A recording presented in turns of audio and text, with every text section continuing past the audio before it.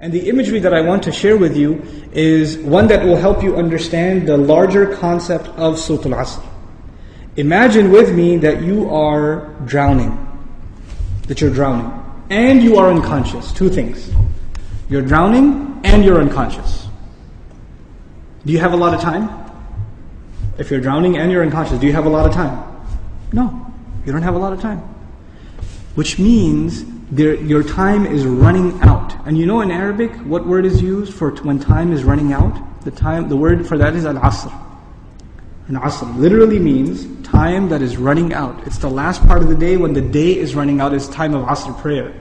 Okay, Asr literally comes from asir, juice that is squeezed out, time that's being squeezed out of your hands.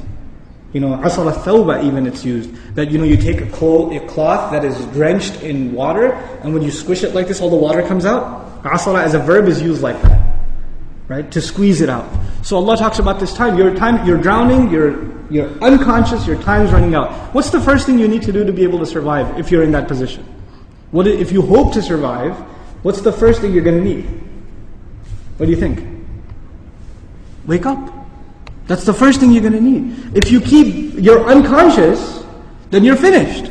The very first condition has to be you have to wake up. And even if you were in the most wonderful dream, and in your dream you were enjoying the greatest success, you're driving a Ferrari down, they have these car commercials with the hills and the highways on the side, the water on the other side, right? You're in one of those cars, the top's been dropped off, and you're just cruising along the highway, enjoying life. That's your dream. But when you wake up, what do you realize?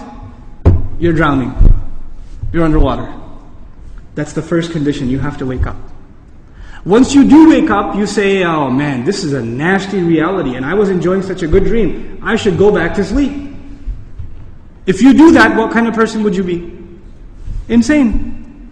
You'd be insane. Or someone at least who has no courage to accept reality. Because they found reality to be very difficult, they decided they're going to put themselves back to sleep even though they woke up. Does this person, if he drowned, can he blame anybody else? The one who woke up and went back to sleep? You think? Someone who never woke up, maybe, right? But the one who woke up said, this is not good. And they went back to sleep. They have no one to blame but who? Themselves. They have no one to blame but themselves. Now, let's imagine that they did wake up. What do you have to do next? Oh, it's pretty bad, I'm drowning. Even if you don't know how to swim, will you not use every muscle in your body to make certain kinds of motions to go towards the surface? Wouldn't you do that? And you will make certain kinds of motions that make you go further down, and certain kinds of motions that will make you go up. And once you discover which ones help you go up, you will only do those, right? You will do those. In other words, the first thing was you have to wake up. The second was you have to swim. You have to do something to try to get to the surface. When you got to the surface, you gasped for air, and you got pulled back down. You got pulled back down. And you know who you got pulled back down? You won't believe this. There's a chain around your foot, and your relative, your cousin, is sleeping, and he dragged you down. And now you're drowning because of your sleeping cousin. What do you have to do now? You got to wake him up. And you're not even waking him up because you want to save him. Who are you waking him up for? Maybe you want to save him, maybe. Maybe you don't even like your cousin, I don't know, right? But what's the point? The point is you're trying to wake him up because if you don't wake him up, who's also going to drown? You yourself. So you wake him up, and he says, man, I was driving a Ferrari, you woke me up for no reason, I'm going back to sleep. Forget you.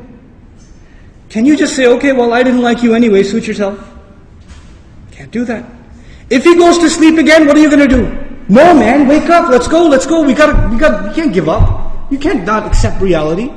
And you have to keep trying to wake him up until he finally says, okay, fine, what do we do? He says, you say to him, let's swim together. Both of you come up together. The third time, you both get pulled down by your grandmother, by your aunt, by your neighbor, by your son, by your daughter. Does the process continue?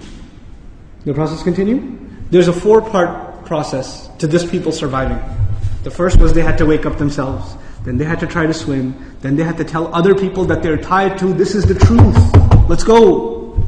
And even if they got tired and one of them said, man, I can't do this anymore. We've been doing this now over and over again. I don't know if I can do it anymore. And the other one says, no, We are all going to survive together. You have to do this. Come on, let's go, let's go, let's go. Keep going, keep going. You ever seen those kinds of movies where they're trying to escape from some army and one of them gets tired and says, I can't run anymore. And what do the others do? Come on, let's go. We can do this, we can do it. And they get him to run anyway, even though he thinks he can't run anymore. They work with each other because their survival depends on each other. They work together desperately. What does Allah say at the end of this surah? First He says, إِنَّ الْإِنسَانَ لَفِي خُسْرٍ. وَالْعَصْرِ, first of all, time's running out. Then He says, إِنَّ الْإِنسَانَ لَفِي خُسْرٍ. I'll translate it, human beings are drowned in loss. You see the parallel? Human beings are drowned in loss. What's the exception? إِلَّا الَّذِينَ, those who believed. Believed what? Allah didn't say, آمَنُوا بِاللَّهِ وَمَلَائِكَتِهِ وَكُتُبِهِ وَرُسُلِهِ وَالْيَوْمِ الْآخِرِ وَالْقَدْرِ خَيْرِهِ وَشَرِّهِ مِنَ اللَّهِ تَعَالَى وَالْبَعْثِ بَعْدَ. Nothing. He didn't mention anything. Even though all of those things are included. According to the siyaq of the surah, the context of the surah, what is the first thing these people have to believe? That they're in loss. That they're drowning. And if they do come to believe that, and they correct their iman, what's necessarily going to happen? They're going to swim and move upwards. How does Allah describe this action? وَعَمِلُوا الصَّالِحَاتِ. They do good things. They do things that help reconcile the situation. By the way, salih is an adjective here, salihat, jama' mu'annath salim, which literally means that which corrects something. Something was wrong and it corrects it. So they do actions that correct the situation. Literally like the guy trying to swim. But because they were tied to other people, what else did they have to do? وَتَوَاصَوْا بِالْحَقِّ. They had to tell the other the truth. And it's not even أخبروا عن it. They told them about the truth. No. You have to wake him up and let's go, we have to go. No matter, and over again. Tawasi even has takrar in it. It has repetition. Over and over again they said, this is the truth, this is the truth, this is the truth. You know why? Because the people you're trying to save, even if you wake them up temporarily for 20 minutes, 30 minutes during a khutbah, guess what happens when the khutbah is done?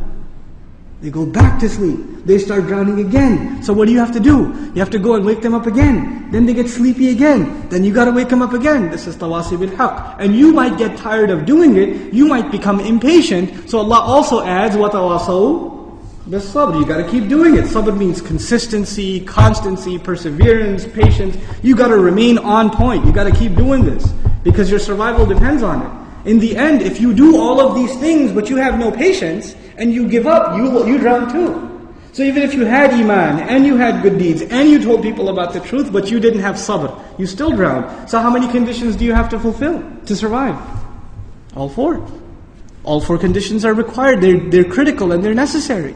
Which is why there's a wa in between them. You see the logical progression from iman to amilu salihat, to tawasaw bil haqq, to tawasaw bil sabr, beautifully articulated in this surah.